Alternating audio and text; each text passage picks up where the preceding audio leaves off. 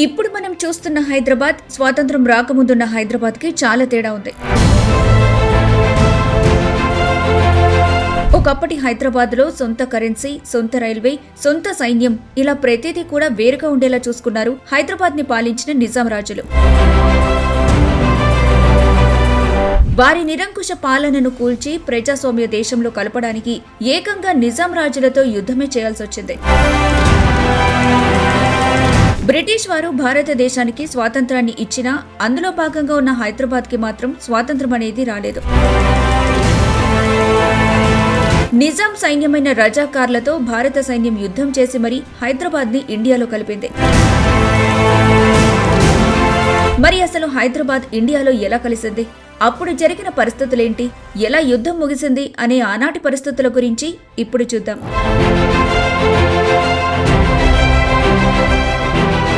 15 August 1947న భారతదేశం British పాలన నుంచి విముక్తి పొంది స్వతంత్ర రాజ్యంగా అవతరించింది. దీనికి ముందుగానే దేశంలోని అనేక సంస్థానాలు, స్వదేశీ రాజుల ఆధీనంలోని ప్రాంతాలు భారత్లో విలీనమవుతూ వచ్చాయి. అయితే భారత్లో అతిపెద్ద రాజ్యంగా ఉన్న హైదరాబాద్ సంస్థానాన్ని విలీనం చేయడానికి నిజాం నవాబు మీర్ ఉస్మాన్ అలీఖాన్ సిద్ధంగా లేడు. చర్చలతో తప్ప బలవంతంగా విలీనం చేయడం అనే ప్రక్రియని బ్రిటన్ వ్యతిరేకించింది. ఆనాడు ఉన్న పరిస్థితుల్లో స్థానిక పాలకులు, ప్రజల ఆమోదంతోనే ఇండియన్ యూనియన్లో విలీనం జరగాలి. కానీ అటు పాకిస్తాన్లోనూ ఇటు ఇండియాలోనూ కలవకుండా స్వతంత్ర రాజ్యంగా ఉండాలని, తన సార్వభౌమాధికారం కొనసాగాలని నిజాం నవాబు భావించాడు. ఇందుకు అనువుగానే విలీన ప్రక్రియకు సంబంధించిన చర్చలకు దూరంగా ఉంటూ తన సంస్థానాన్ని ప్రత్యేకంగా చూడాలనే డిమాండ్తో వ్యవహరిస్తూ వచ్చాడు మీర్ ఉస్మాన్ అలీఖాన్. నాటి Bharat governor general lord mount baton ప్రతినిధులు నిజాంకు స్పష్టం చేస్తూ విలీన ప్రక్రియకు సంబంధించిన చర్చలు కొనసాగించారు. 15 ఆగస్టు 1947 నాటికి చర్చలు పర్వం పూర్తి కానందున ఆ తేదీ నాటికి ఇండియన్ యూనియన్లో హైదరాబాద్ అంతర్భాగం కాలేదు. ఇక భారత్కు స్వాతంత్రం వచ్చిన తర్వాత కూడా దేశవ్యాప్తంగా ఎన్నో సమస్యలు కొనసాగాయి. బ్రిటిష్ పాలకులు భారతదేశానికి స్వాతంత్రం ఇచ్చినప్పటికీ సంస్థానాల విషయంలో మెలికపెట్టి వెళ్లటం సమస్యగా మారింది. అప్పటికి దేశంలో ఉన్న 565 సంస్థానాలకు స్వయం నిర్ణయాధికారాన్ని కట్టబెట్టారు బ్రిటిష్ పాలకులు. అందులో 562 సంస్థానాలు స్వచ్ఛందంగా భారత్లో చేరిపోగా కాశ్మీర్, జునాగఢ్, హైదరాబాద్ సంస్థానాలు మాత్రం స్వతంత్ర రాజ్యాలుగా ఉంటామని భీష్మించాయి.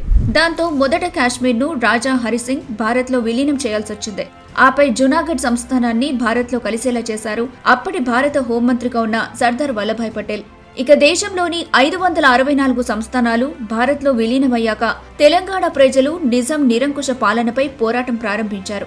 దేశ్ముఖ్లు, దొరలు, భూస్వాములకు వ్యతిరేకంగా తెలంగాణలో ఉద్యమాలు మొదలయ్యాయి. తెలంగాణ సాయుధ రైతాంగ పోరాటం జోరందుకుంది. ఇక మిగిలిన సంస్థానాలతో పాటు హైదరాబాద్ స్టేట్ను భారత్లో విలీనం చేయడం అంత ఈజీ కాదన్న విషయాన్ని అప్పటి కేంద్ర హోంశాఖ మంత్రి సర్దార్ వల్లభాయ్ పటేల్ ముందే గుర్తించారు. ఎందుకంటే నిజాం సంస్థానం దేశంలోనే అత్యంత పెద్ద రాజ్యం. భారతదేశంలో విలీనానికి ముందు నిజాం రాజ్యం 82,000 చదరపు మైళ్ల విస్తీర్ణంతో ఉంది. అంటే ఇప్పటి బ్రిటన్, స్కాట్లాండ్ దేశాల కన్నా వైశాల్యంలో పెద్దది. ఇక ప్రపంచంలోనే నిజాం అత్యంత ధనికుడు. 1924లో ప్రఖ్యాత టైమ్ మ్యాగజైన్ తన కవర్ పేజీపై ప్రపంచంలోని అత్యంత ధనికుడంటూ అప్పటి నిజాం ఉస్మాన్ అలీఖాన్ ఫోటో ప్రచురించింది. ఇక నిజాం రాష్ట్రంపై వెంటనే భారత్ సైనిక చర్య చేపట్టకపోవడానికి ముఖ్య కారణం నిజాం ప్రభువుకు దేశవ్యాప్తంగా ఉన్న ముస్లింలలో ఉన్న మతపరమైన అభిమానం. అందుకే హైదరాబాద్ సంస్థానాన్ని చర్చల ద్వారానే విలీనం చేసుకునేందుకు భారత ప్రభుత్వం ఏడాది పాటు ప్రయత్నించింది. ఏ విధంగానైనా నిజాం రాష్ట్రాన్ని భారత్లో విలీనం చేసుకోవాలని ప్రధాని నెహ్రూ ముందు హోంమంత్రి పటేల్ ప్రతిపాదన పెట్టారు. భారతదేశం మధ్యలో ఉన్న హైదరాబాద్ స్వాతంత్రంగా ఉండటం దేశ భద్రతకు ముప్పు అని పటేల్ భావించారు. అయితే హైదరాబాద్ రాష్ట్రంపై సైనిక చర్యకు దిగితే అంతర్జాతీయ సమాజం తలదూర్చే ప్రమాదం ఉందని నెహ్రూ అనుమానాలు వ్యక్తం చేశారు. ముఖ్యంగా ఓవైపు పాకిస్తాన్తో సరిహద్దు వద్ద ఉద్రిక్తతలు కొనసాగుతున్న నేపథ్యంలో దేశం మధ్యలో ఉన్న హైదరాబాద్లో సైనిక చర్యకు దిగటం సరికాదని నెహ్రూ సూచనకు పటేల్ సరేనన్నారు. దీంతో తాను స్వతంత్రంగా ఉంటానని ప్రకటించిన నిజాంను ఎలాగైనా లొంగదీసుకోవాలని ఢిల్లీ పెద్దలు భావించారు. ఒకవైపు స్వతంత్రంగా ఉంటామని చెబుతూ విలీనానికి గడువు కోరిన నిజాం రాజు భారత్తో చర్చలు జరుపుతూ మరొక వైపు పాకిస్తాన్కు 20 కోట్లు ఇచ్చినట్టుగా పటేల్కు ఆధారాలు దొరికాయి.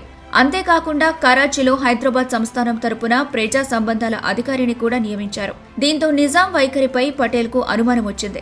ఇక ఇక్కడ మరోవైపు నిజాం ప్రైవేటు సైన్యమైన రజాకార్లు కల్లోలం రేపి మారణహోమం సృష్టించారు. రజాకార్ల నాయకుడు కాసిం రిజ్వీ లక్షలాది మందితో భారీ కవాతు నిర్వహించి భారత ప్రభుత్వానికి హెచ్చరిక పంపించాడు. వీరి ఆగడాలు హైదరాబాద్ ను దాటి ఇతర ప్రాంతాలకు విస్తరించడంతో ఇక ఉపేక్షించి లాభం లేదని భావించిన పటేల్ హైదరాబాద్ సంస్థానాన్ని భారత్లో విలీనం చేయడానికి నిర్ణయించారు. ఆ ఫలితమే భారత సైన్యం చేపట్టిన పోలీసు చర్య. దీన్నే ఆపరేషన్ పోలోగా పిలుస్తారు. ఆపరేషన్ పోలో అని పేరు ఎలా పెట్టారు, నిజాంకు భారత ప్రభుత్వానికి యుద్ధం ఎలా జరిగింది అనే విషయాల గురించి ఇప్పుడు తెలుసుకుందాం. హైదరాబాద్లోని పోలో గ్రౌండ్స్ వల్లే సైనిక చర్యకు పోలో అని పేరు పెట్టారని కొందరు చరిత్రకారులు చెబుతారు. ఇక హైదరాబాద్లో భారత సైన్యం ప్రవేశాన్ని సైనిక చర్య అని పిలవకుండా పోలీసు చర్యగా పిలవాలని నిర్ణయించారు. ఎందుకంటే సైనిక చర్య అంటే మళ్లీ అంతర్జాతీయంగా వివాదం చెలరేగే ప్రమాదం ఉంటుందని, అదే పోలీసు చర్య అంటే అంతర్గత వ్యవహారంగా ఉంటుందని పటేల్ అనుకున్నారు. అయితే తరువాతి కాలంలో ఆపరేషన్ పోలోను ఆపరేషన్ క్యాటర్ పిల్లర్ గా మార్చారు. ఇక అటు భారత్ సైనిక చర్యకు సిద్ధమవుతుందనే సమాచారం నిజాం చెవిన పడింది.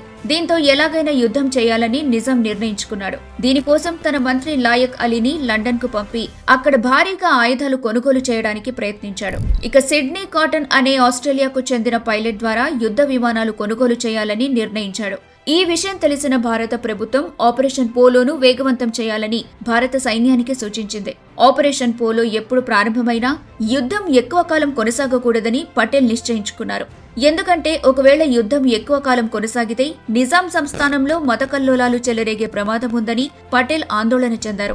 నిజాం రాజుకు దేశవ్యాప్తంగా ముస్లింలలో ఉన్న పలుకుబడి వల్ల ఈ కల్లోలాలు దేశవ్యాప్తంగా విస్తరించే ప్రమాదం ఉందని ఉక్కు మనిషి ముందే ఊహించారు. దీంతో పాటు యుద్ధం ఆలస్యమైతే ఇదే అదునుగా పాకిస్తాన్ కశ్మీర్లో ఇబ్బందులు సృష్టించే ప్రమాదం ఉంది. అందుకే పటేల్ సైనిక చర్యను వేగంగా ముగించాలని పట్టుదలతో ఉన్నారు. ఇక సెప్టెంబర్ 13న సైనిక చర్యకు అన్ని రకాలుగా రంగం సిద్ధమైంది. సరిగ్గా 2 రోజుల ముందు పాకిస్తాన్లో జిన్నా సెప్టెంబర్ 11న చనిపోయాడు. భారత ఆర్మీకి జిన్నా మృతి రూపంలో అవకాశం కలిసొచ్చింది. దీంతో 13వ తేదీన సైనిక చర్య ప్రారంభిస్తే పాకిస్తాన్ అంత తొందరగా స్పందించే అవకాశం ఉండదని పటేల్ భావించారు. సెప్టెంబర్ 13 తెల్లవారుజామున ఆపరేషన్ పోలో ప్రారంభమైంది. అయితే ఆపరేషన్ పోలో ప్రారంభం విషయం ప్రధాని నెహ్రూకు తెలియదని, పటేల్ నెహ్రూకు చెప్పకుండానే ఆపరేషన్ కు గ్రీన్ సిగ్నల్ ఇచ్చారని కొంతమంది చరిత్రకారుల అభిప్రాయం. ఇక ఇటు హైదరాబాద్ పై పోలీసు చర్య ప్రారంభం కాగానే అప్పటి పాకిస్తాన్ ప్రధాని లియాఖత్ అలీఖాన్ అత్యవసరంగా తన డిఫెన్స్ కౌన్సిల్ సమావేశాన్ని ఏర్పాటు చేశారు. ఈ సమావేశంలో భారత్ ఆర్మీ హైదరాబాద్ సంస్థానంపై దాడి చేసిన నేపథ్యంలో హైదరాబాద్ లో ఉన్న భారత సైన్యంపై పాకిస్తాన్ ఏమైనా చర్యకు దిగే అవకాశాలున్నాయా అని తన సైన్యాన్ని ప్రశ్నించారు. పాకిస్తాన్ సైన్యంలో కెప్టెన్ గా ఉన్న ఎలవర్ది హైదరాబాద్ లో పాకిస్తాన్ ఎలాంటి సైనిక చర్యకు దిగే అవకాశం లేదని స్పష్టం చేశారు. దీంతో ఢిల్లీ పైన పాకిస్తాన్ బాంబులు వేసే అవకాశం ఉందా అని లియాఖత్ అలీఖాన్ మరో ప్రశ్న వేశారు. దీనికి సమాధానంగా ఎలవర్ది పాకిస్తాన్ వద్ద ప్రస్తుతం 4 యుద్ధ విమానాలే ఉన్నాయని, అందులో 2 పనిచేయడం లేదని అన్నాడు. తమ వద్ద ఉన్న 2 విమానాల్లో ఒకటి మాత్రమే ఢిల్లీ వరకు వెళ్లగలదని, అయితే అది తిరిగొచ్చే గ్యారంటీ లేదని స్పష్టం చేశాడు. దీంతో హైదరాబాద్ విషయంలో జోక్యం చేసుకోకపోవడమే మంచిదని పాకిస్తాన్ నిర్ణయించింది. నిజాం రాజ్యం హైదరాబాద్ సంస్థానంపై పోలీస్ చర్య 1948 సెప్టెంబర్ 13వ తేదీ ఉదయం 4 గంటలకే మొదలైంది. ఉత్తరంలో ఔరంగాబాద్, పశ్చిమాన షోలాపూర్, దక్షిణాన కర్నూల్, వాయువ్యంలో ఆదిలాబాద్, ఆగ్నేయంలో విజయవాడ, నైరుతిలో రాయచూరు నుంచి ఒకేసారి ఆపరేషన్ పోలో మొదలైంది.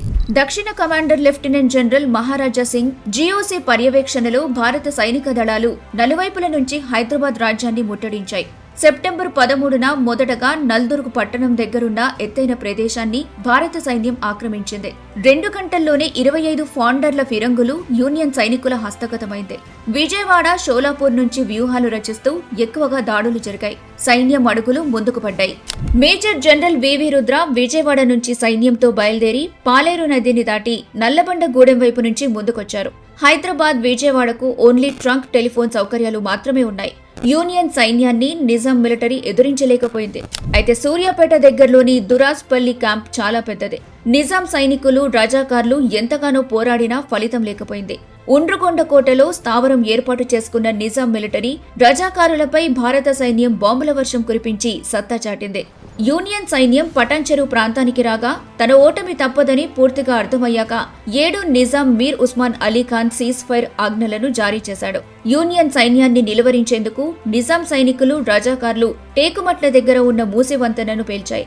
దాంతో సైన్యం హైదరాబాద్ నగరానికి చేరుకునేందుకు ఓ రోజు ఆలస్యమైంది. సెప్టెంబర్ 17న సాయంత్రం 5 గంటలకు భారత సైన్యం సికింద్రాబాద్కు చేరింది. మంత్రివర్గం రాజీనామాతో పాలన పగ్గాలు నిజాం ప్రభు తీసుకున్నారు. డెక్కన్ రేడియో నుంచి తమ సంస్థానం భారత యూనియన్లో విలీనమైందని ప్రకటన చేశారు 7వ నిజాం. రేడియోలో ఆయన ఏమన్నారంటే, నా ప్రియమైన ప్రజలారా, మన ప్రభుత్వం రాజీనామా చేసింది. భారతదేశపు governor general his excellency Rajagopalachari పేరిట సందేశాన్ని సంతోషంగా తెలియజేస్తున్నాను. ఇప్పటికీ ఇది చాలా ఆలస్యమైంది. నా సైన్యాన్ని యుద్ధ విరమణ చేయాల్సిందిగా ఆదేశించాను. భారత సైన్యం బొల్లారం సికింద్రాబాద్లోని సైనిక స్థావరాల్లో ఉండటానికి అనుమతిస్తున్నాను. పరిపాలనలో కొత్త మంత్రివర్గం ఏర్పడే వరకు నాకు సహాయపడేందుకు ఓ కమిటీని నియమించాను అని 7వ నిజాం మీర్ ఉస్మాన్ అలీ ఖాన్ దక్కన్ రేడియో ద్వారా ప్రజలకు సందేశమిచ్చారు. చివరికి నిజాం సైన్యాధిపతి ఎల్ డ్రూస్ మేజర్ జేఎన్ చౌదరి ముందు లొంగిపోయారు. చట్టరీత్యా రాజ్యాధినేతగా నిజాం మీర్ ఉస్మాన్ అలీ ఖాన్ కొనసాగారు. ప్రధానమంత్రి లాయక్ అలీని గృహ నిర్బంధంలో ఉంచడం, కాసిం రజ్వీని తిరుమలగిరిలోని సైనిక కారాగారంలో నిర్బంధించారు. ఆపరేషన్ పోలో పూర్తయ్యాక సర్దార్ వల్లభాయ్ పటేల్ బేగంపేట విమానాశ్రయానికి రాగా నిజాం ఘన స్వాగతం పలికారు. భారత్లో విలీనం చేసినట్లు చెప్పారు. రాజ ప్రముఖగా నియమించగా 1956లో జరిగిన భాషా ప్రయుక్త రాష్ట్రాల పునర్వ్యవస్థీకరణ వల్ల ఆ పదవి నిజాం కోల్పోయారు. ఇలా సరిగ్గా 109 గంటల పాటు జరిగిన ఆపరేషన్ పోలో విజయవంతమై హైదరాబాద్ సంస్థానం ఒక నిరంకుశ రాజు చేతిలో నుండి ప్రజాస్వామ్య చేతిలోకొచ్చింది. ఇందులో ఉక్కు మనిషి అయిన పటేల్ గారు పోషించిన పాత్ర అత్యంత కీలకం. బ్రిటిష్ వారు స్వాతంత్రం ఇచ్చి వెళ్లిన తర్వాత ఇక్కడి సంస్థానాలన్నింటినీ దేశంలో విలీనమయ్యేటట్టు చేసి ఇప్పుడు మనం చూస్తున్న భారతదేశాన్ని మనకు అందించిన ఘనత సర్దార్ వల్లభాయ్ పటేల్ కే దక్కుతుంది. ఇలా హైదరాబాద్ సంస్థానం భారతదేశంలో విలీనమైన తర్వాత ఆ సంస్థానం మొత్తం హైదరాబాద్ రాష్ట్రంగా ఏర్పడింది.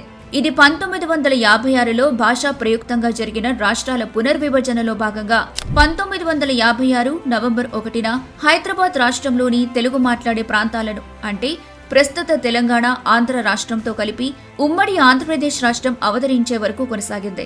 ఉమ్మడి ఆంధ్రప్రదేశ్గా మారేంత వరకు హైదరాబాద్ రాష్ట్రానికి ఎంకే వెల్లోడి, బూర్గుల రామకృష్ణారావు ముఖ్యమంత్రులుగా పనిచేశారు.